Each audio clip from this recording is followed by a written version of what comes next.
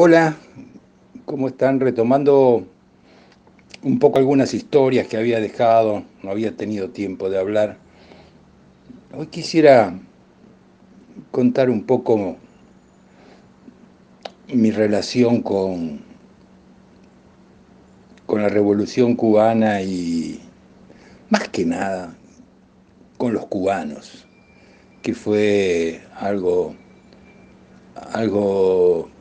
muy lindo, dual, con emociones y con angustias, pero yo creo que fue muy interesante.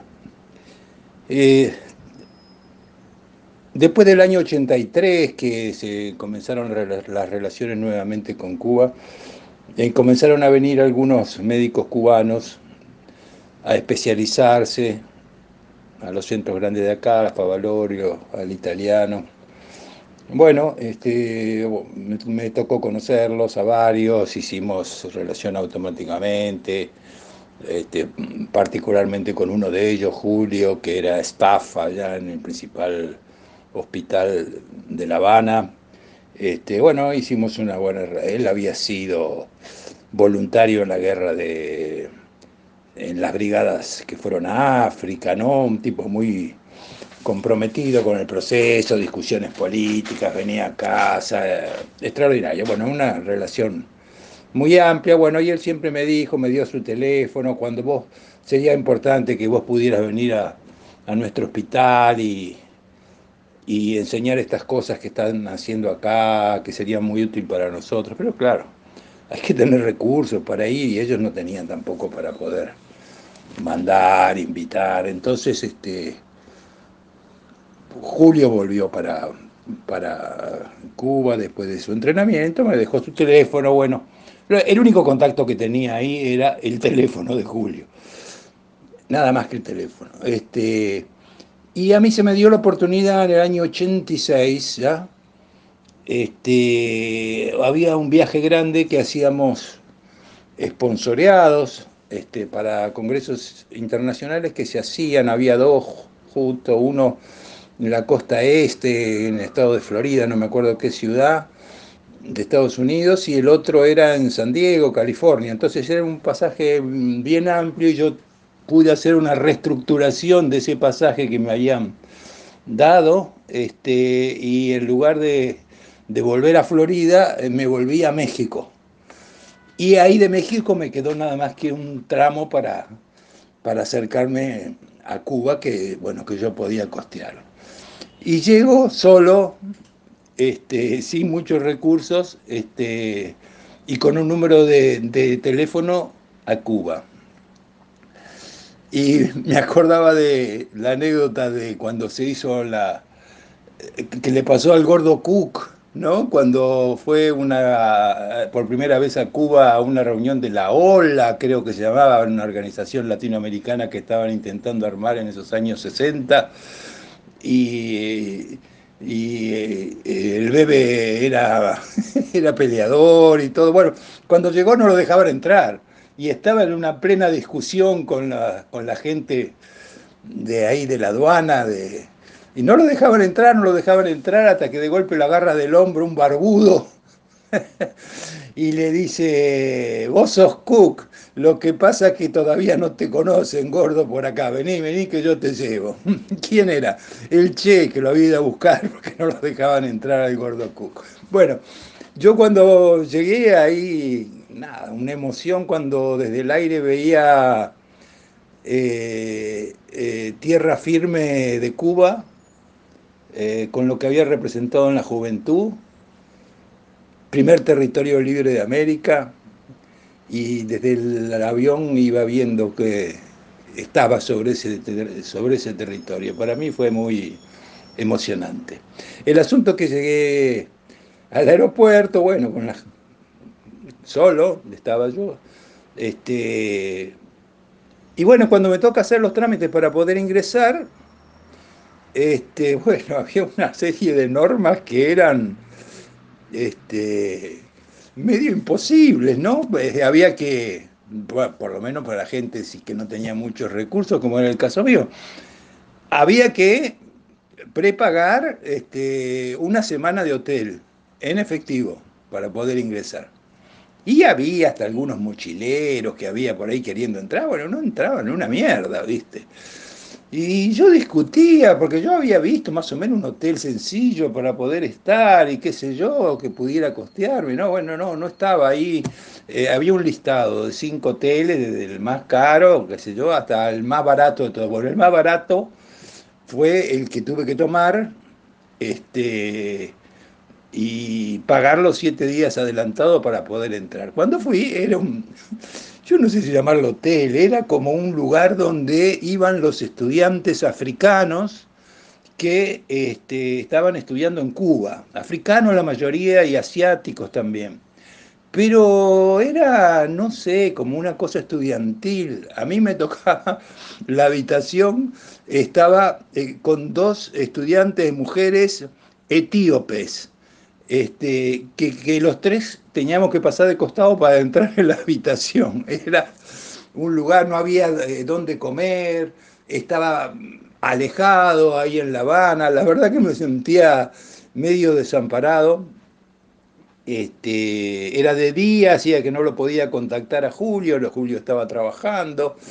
Así que bueno, a la noche lo logro contactar por teléfono a Julio y me dice, ¿dónde estás? En tal lugar. No. Ah, prepará la valija, yo voy a buscar y venís a casa. Bueno, así hizo, al rato apareció y fui a pasar esa noche a la casa del compañero Julio.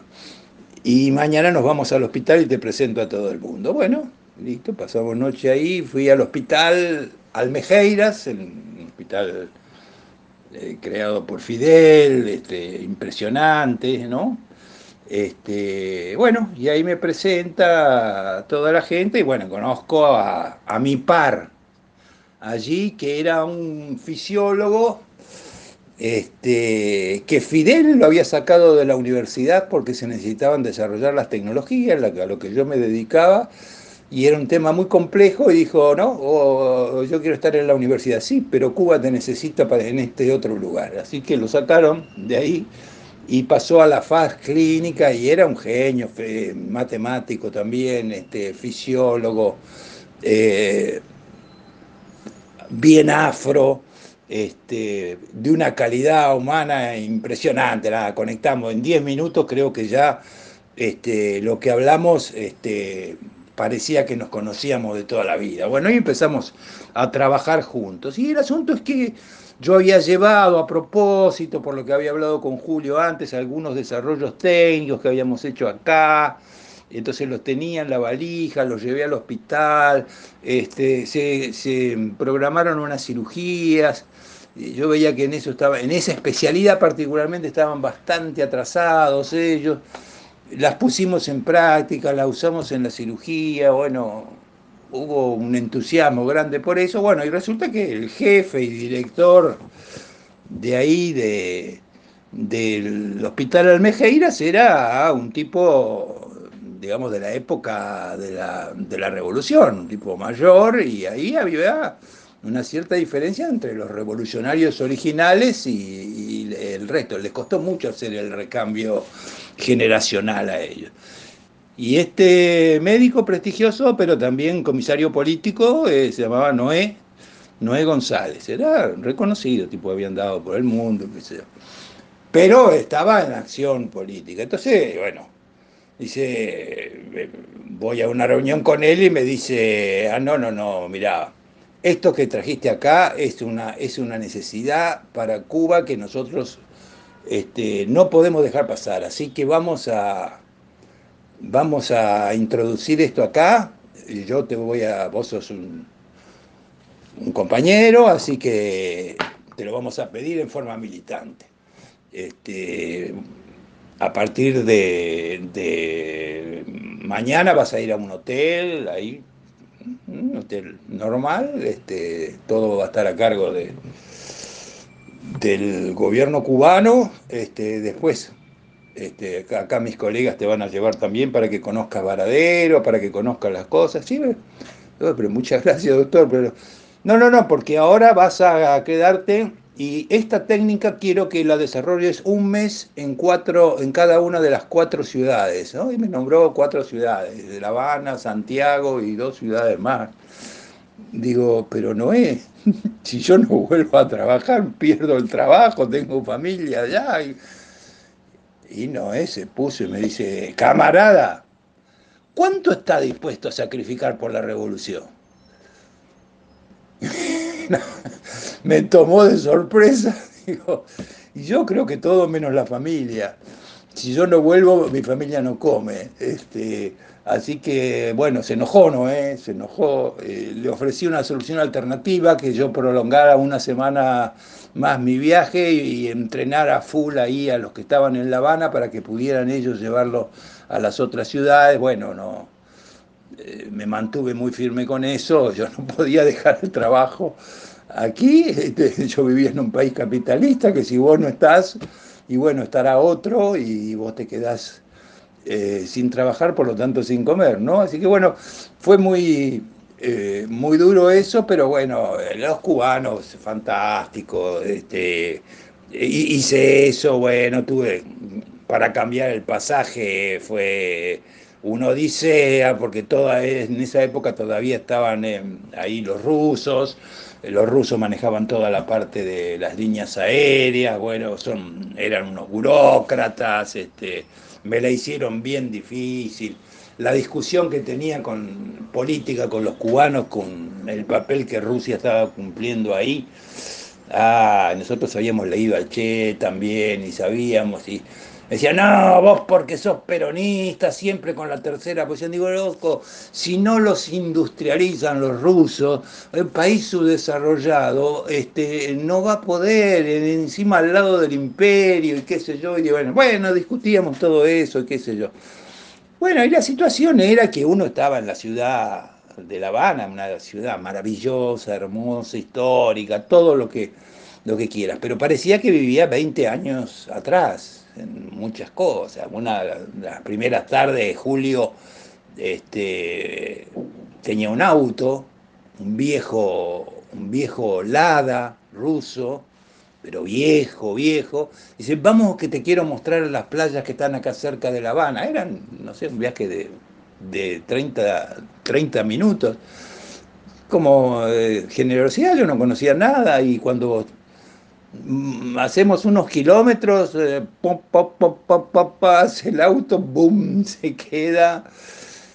Y la frustración de Julio, porque yo me imagino, a ver, la parte también humana de ellos querían retribuir a alguien que les venía a ayudar. Entonces, vení que te llevo a conocer acá la playa que está acá nomás, que tenemos, qué sé yo, las cosas, y hace 2 kilómetros y el auto se le queda en el costado del camino. Y el gesto de Julio fue darle una patada al auto, porque se sintió impotente ante las cosas. Pero bueno, no había medios de transporte.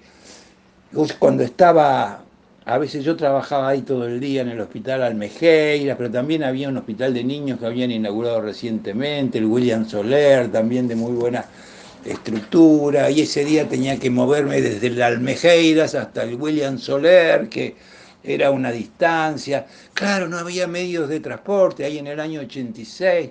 Entonces iba con mi hermano, como le llamaba, el fisiólogo Antolín, con el cual somos grandes amigos hasta la actualidad.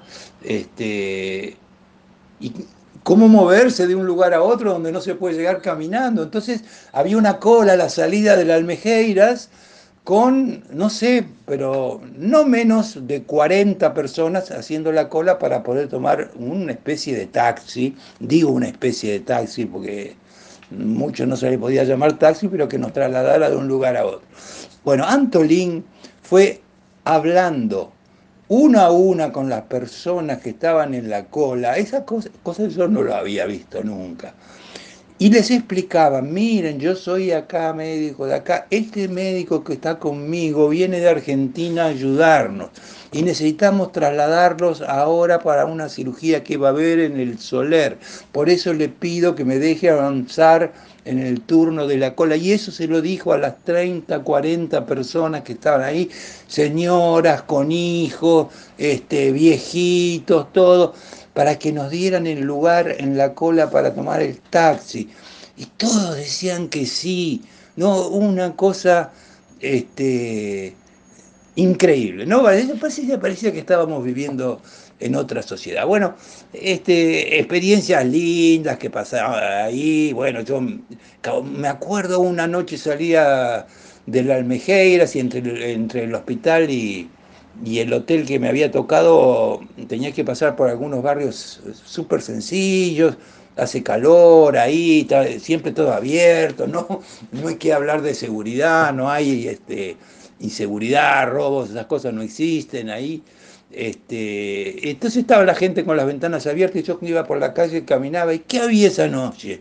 Esa noche estaba dando un discurso Fidel y era increíble porque no había casa que no pasara al lado, que estaban toda la familia prendida del televisor. Era una cosa increíble, ¿no?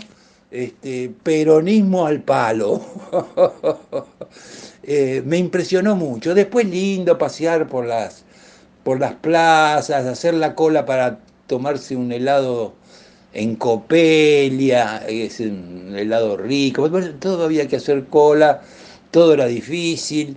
Este, como digo, los medios de transporte, el acceso a muchas cosas, uno se daba cuenta, la instrucción de la gente, el grado de instrucción era enorme, pero claro, ¿de qué trabajaban muchos? Y el problema de qué, cómo haces con el país subdesarrollado, ¿no? Y bueno, entonces vos veías que en los hoteles, en los bares, digamos, tenía repartido a la gente. ¿Me puede dar una gaseosa? Tenían un nombre las gaseosas allá. No, yo estoy encargado de la parte de los guisos. Ah, bueno, bueno. ¿Y quién se encarga de la gaseosa? No, no, no, la otra persona que te... Bueno, y así había no sé cuántos en la barra para todos, cada uno cumplía su función. Lo mismo pasaba en los hospitales también. Yo sé que es muy difícil organizar eso. Me olvidé de decir la frase que me dijeron cuando yo protesté en la aduana, porque, miren, yo vengo a ayudar acá, vengo en contacto, voy a ir al hospital a la mejora. Todo eso no me dieron ni cinco de pelote. Cuando yo protestaba, me dice una funcionaria de ahí de la aduana, usted, estamos en Cuba, usted tiene que darse cuenta, acá vivimos por tres cosas. Este, el azúcar, la caña de azúcar, el tabaco y el turismo. Si no tenemos esas tres cosas, no podemos seguir viviendo. Así que esto es parte de la política de turismo y lo tiene que aceptar. Es la única forma que tenemos de poder sobrevivir. Y bueno, eso fue y bueno, pasamos, pude hacer todo eso, hice un montón de amigos, trabajé mucho, quedamos con una relación muy abierta, pude recorrer ahí los lugares históricos, como ellos habían prometido, a pesar que yo no me quedaba al tiempo que ellos pedían, me llevaron con la familia de uno de los médicos de ahí a pasar el día a Varadero. Era todo un mundo diferente, hasta el tipo que te hacía la infracción de tránsito era distinto a lo que estábamos acostumbrados. Se notaba que había, además de un convencimiento, una cierta disciplina implícita que hacía que la gente hiciera lo que tenía que hacer, ¿no? No era que se veía una cosa represiva, pero sí que había como una cierta vigilancia, eso sí se puede decir. Y en esa época, en el año 86, ¿qué era lo que había aparecido? Porque tenían que sobrevivir de alguna forma, ¿no? Y los rusos, por supuesto, y no industrializaron para nada, ahí no hicieron lo que querían hacer los rusos, como siempre. Este, No, y entonces había distintas formas que ellos intentaban hacer para poder obtener recursos. Lo que surgió en esa época fue poner grandes tiendas con productos importados para fomentar el turismo. En esas tiendas se vendían, qué sé yo, productos internacionales que ellos conseguían de los países que no los tenían bloqueados, pero eran para que compraran solo los extranjeros. Ningún cubano podía tener acceso a esas tiendas. Entonces, cuando uno iba caminando por el Malecón o por La Habana Vieja y qué sé yo, enseguida notaban que no era de ahí y bueno, se me acercaban, ¿quiénes? Los jóvenes, jóvenes, muy jóvenes, que de alguna forma habían conseguido sus recursos. ¿Y qué era lo que querían? Todos, que entrara a comprarle unos jeans, unos vaqueros de jeans que no había y estaban en esas tiendas. Era como que le ponían en esas tiendas a los cubanos jóvenes, le ponían ahí este, como la comida detrás del espejo, ¿no? Porque para ellos lo que podía representar, y eso generó muchas dificultades. Después, con el paso del tiempo, con la instalación de las cadenas de hoteles españolas, especialmente que se aumentó muchísimo el turismo y eso ayudó bastante, también había una relación muy distinta entre el tipo que tenía por su trabajo algún acceso al turismo y aquel que no lo tenía. El que no lo tenía, ¿por qué? Porque lo que ganaban los salarios eran irrisorios y no convertibles, así que no tenían acceso para poder comprar casi ninguna cosa. Sí tenían todas las necesidades básicas satisfechas. A ninguno le faltaba comida y a ninguno le faltaba casa. Pero hay otras cosas a los cuales no podían acceder, salvo aquellos que tuvieran un cierto contacto con el turismo y pudieran hacer alguna cosa, hasta con propinas o con cosas, ¿no? Estamos hablando de que el esfuerzo de la población y de los profesionales cubanos era un esfuerzo titánico, titánico para poder sobrevivir en esas condiciones. Bueno, siguió, nosotros después, por suerte, unos pocos años después ya armamos el Consejo Latinoamericano, donde pusimos a todos los referentes cubanos y que nosotros hicimos 9 congresos internacionales, cuando yo estaba en el comité ejecutivo y con los que estaban conmigo compartían eso. Al próximo Congreso Latinoamericano no se le, no se le paga ni pasaje ni hotel a nadie, a ningún speaker, ni siquiera a nosotros mismos. Nuestro compromiso es que con la plata que se tenga del Congreso se les pague a los cubanos para que puedan asistir al Congreso. Y eso lo cumplimos durante los 9 congresos, durante los 8 primeros. Y fíjese cuán seria sería la situación que en el octavo congreso, que fue en la isla Margarita, en Venezuela, a mí me costó mucho trabajo porque justo la que estaba al frente venezolana no era del palo, era antichavista. Bueno, yo la obligué a que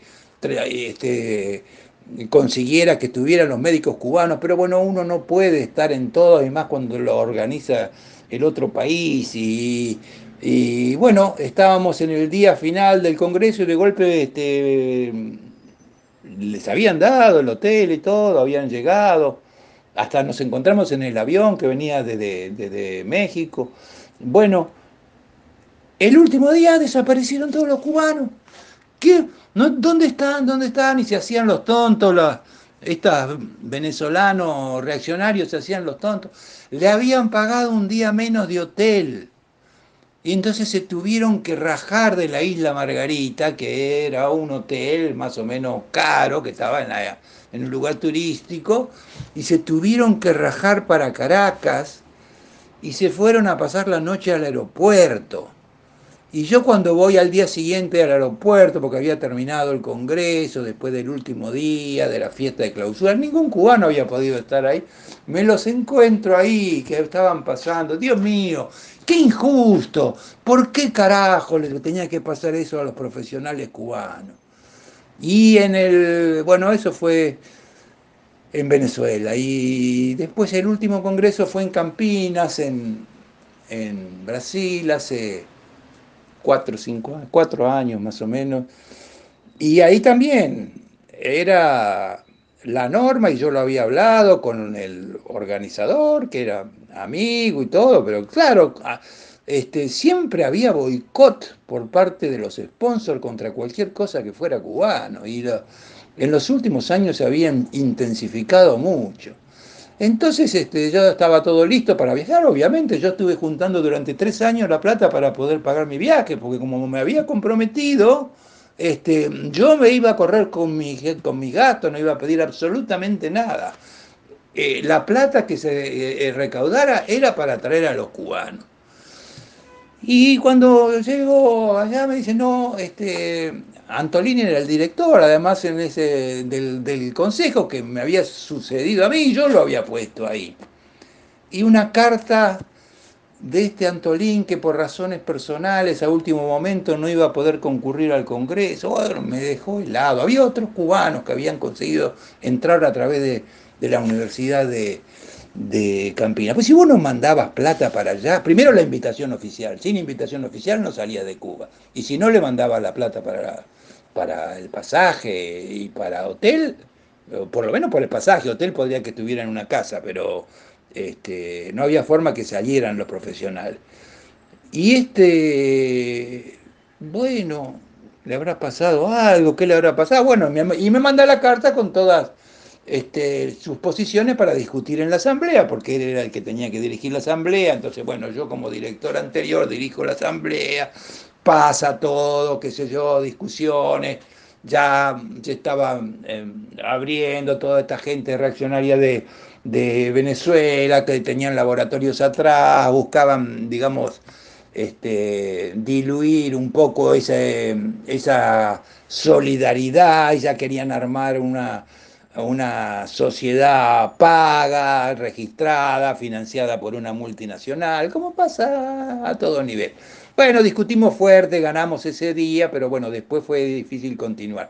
Pero estaba en la cena de clausura, ahí en Campinas, y había con otro colega cubano, Machín, que lo conocía también hace muchísimos años, que había venido ahí por la universidad, y en un momento estaba ya por terminar la cena, y él salió afuera, y digo, no hablé mucho, está muy serio este Machín, qué sé yo, y salí afuera, estaba fumando un cigarrillo, él, y digo, Machín, y lo vi, me dijo, no aguanto más.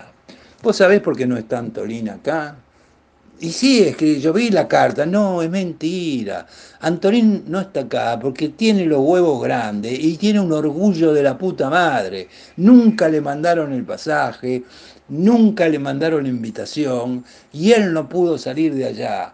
Y yo ya estoy cerca de cumplir los 60 años. ¿Y hasta cuándo los profesionales cubanos podemos aguantar este tipo de cosas? Que dependamos de tipos como vos que nos hacen las cosas para poder venir y de todo el boicot que tenemos del otro lado.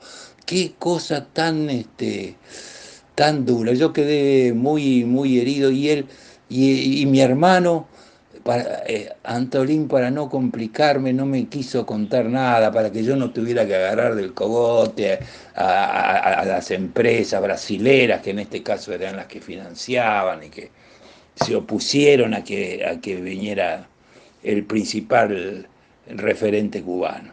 Así que bueno, los cubanos la pasaban infinidad de anécdotas, paseando con los cubanos. Cuando hicimos un congreso en Cuba, para hacer un congreso en Cuba, nosotros hablábamos siempre con Antolín y el resto de los colegas, porque eran unos cuantos, y siempre me decía, yo le decía, ¿cuándo vamos a hacer un congreso en Cuba? No hay condiciones, me decía, no hay condiciones. Yo te voy a avisar cuando haya condiciones. Y en una época, no me acuerdo qué año sería, me avisa, hay condiciones para armar un congreso en Cuba. Bueno, pusimos todo, se decidió, le ganamos en la asamblea, el congreso en Cuba. Bueno, empezó el boicot internacional. Empresas norteamericanas prohibieron a todos sus usuarios que pudieran ir. Increíble, ¿no? Porque las empresas lo prohibían, pero la gente, yo creo que ayudó mucho la gente de México. México, un país siempre bastante abierto para eso. Gente de Venezuela, obviamente. También gente de Brasil y de toda Centroamérica, ¿eh? Que estaban ya ahí trabajando algo con los cubanos. Y se armó un congreso hermosísimo ahí en el Hospital Nacional de La Habana. Y yo recorriendo ahí la plaza central de La Habana Vieja con algunos cubanos, bueno, fuimos a tomar una cerveza en un momento y estaba esa zona, obviamente, los turistas y qué sé yo, y entonces me marca uno de los médicos mientras tomábamos la cerveza, mira, ese que te está sirviendo la cerveza, ese acá en Cuba vive mejor que cualquiera de nosotros. ¿Por qué? Porque tiene acceso al turista. Y eso es una pena, y eso es una pena muy grande. Hay que decir que tuvo Cuba distintas etapas, qué sé yo. El comandante Chávez, ¿no? El comandante Chávez llevó un alivio y una posibilidad de desarrollo para los sectores tecnológicos, y la verdad que creo que todavía, o la gente muy olvidadiza, se olvidan de lo que fue el comandante Chávez para la región, ¿no? Y para Cuba fue un salvataje. Antes de Chávez y cuando cae el muro de Berlín, yo seguía en contacto con los cubanos, que fui otras veces también, pero siempre también en contacto, venían ellos también, y les tocó lo que Fidel llamó el periodo especial, ¿eh? Se quedaron ahí sin la financiación rusa, seguían siendo un país desarrollado, dependiendo de esas tres cosas, cuidándose con lo del turismo, porque el turismo era beneficioso desde el punto de vista económico, pero era había mucho riesgo de transgresión para toda la población que no se iba a poder repartir para todo el mundo, así que eso era un doble tema. Así que el periodo especial fue tremendo, no tuvieron los alimentos, esto me lo contaban ellos, no tuvieron los alimentos suficientes en cantidad y en calidad fundamentalmente durante esos años, y comenzaron a aparecer algunas enfermedades no vistas, era fruto de la alimentación de todo el pueblo cubano, algunas provocaban ceguera, ellos tuvieron que trabajar mucho con el desarrollo de toda la parte oftalmológica, por eso fue tremendo, les pasaba todo, me los contaban con mucha pena, ¿no? Con mucha pena me contaban esto. O sea, ese periodo especial fue terrible. Yo creo que Chávez después lo sacó a flote.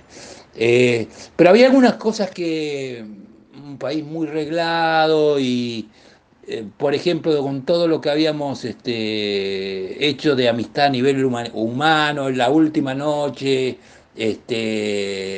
antes que yo viajara, después de esas 2 primeras semanas que había estado allá enseñando, me querían invitar a tomar un mojito, una copa en uno de los que se servía, o en los hoteles, o en los bares, o los restaurantes que eran usados por los turistas.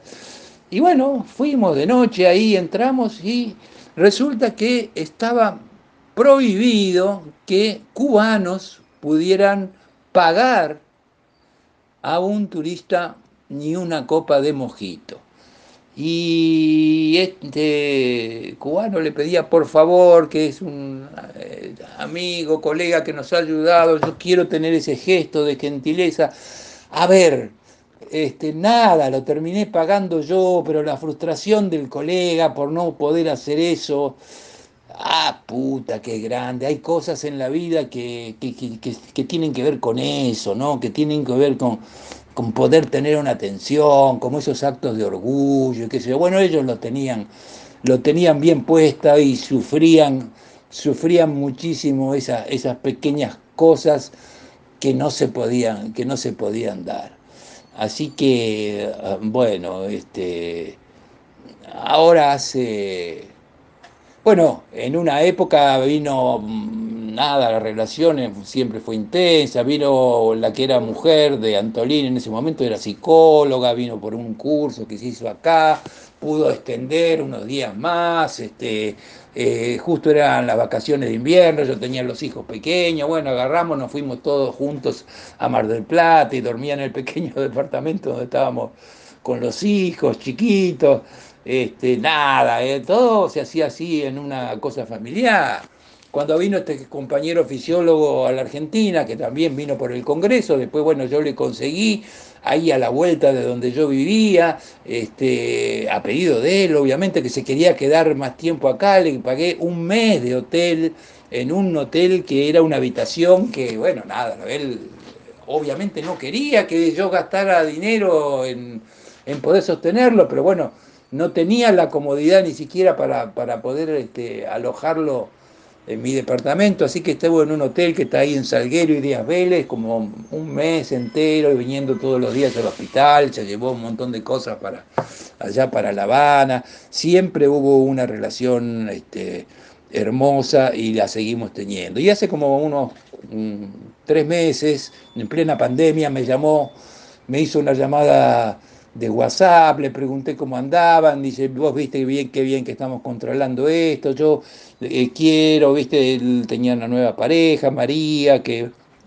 también una enfermera destacada, ya grande de edad, no sé bien cuánto, pero más o menos parecido a mí, este, y me dice, necesito que te vengas venite para La Habana, venite para La Habana, venite en casa, te estamos esperando con María, venite, trae a tu señora, vénganse, vénganse, pero fíjate, conseguiste un vuelo lo más barato que puedas y venite, venite.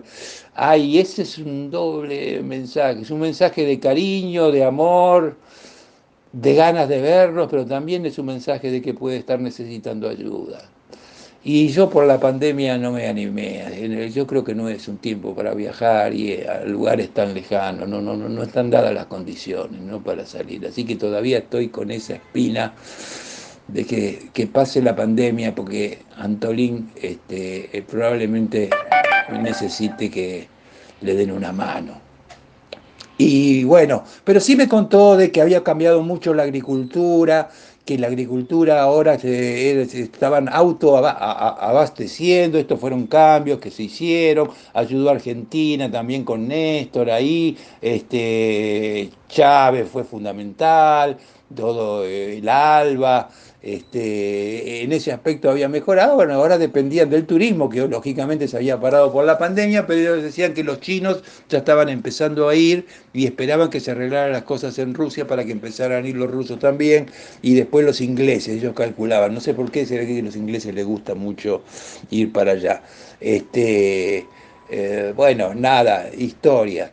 La revolución que nos formó a todos, lo más hermoso, lo que es la salud, la mortalidad infantil más baja del mundo, logros increíbles en distintas especialidades, pero claro, los profesionales cubanos teniendo la única forma de hacer alguna pequeña diferencia saliendo al exterior, entonces buscando invitaciones del exterior y no ninguna posibilidad de desarrollo. Mire, yo no digo que vayan a tener una diferencia enorme con el resto de la población, pero por lo menos poder tener alguna satisfacción, como eso de poder pagarse una copa o hacer alguna cosa fuera, digamos, que tiene que ver también con rasgos de la humanidad. Y bueno, eso es lo que pasa cuando este tipo de revoluciones se desarrollan primero con un bloqueo brutal del imperio, que no hay que olvidarse de eso, que es la razón principal. Segundo, el estado de subdesarrollo que no permitió, salvo los últimos años, desarrollos tecnológicos que lo pudieran ayudar en el campo. Y tercero, que bueno, todas las tecnologías que ingresaban ahí en La Habana y que Fidel mismo se encargaba, esto es bueno, tenemos que conseguirlo, siempre había que triangular, Si no era a través de Suecia, era a través de Italia, porque los demás países no te vendían nada. Entonces te dejaban desabastecido con los insumos y con las cosas. Que, no sé, Cuba me da para hablar todo el día. Yo creo que lo voy a dejar acá. Un amor querido y un abrazo solidario para todos los cubanos.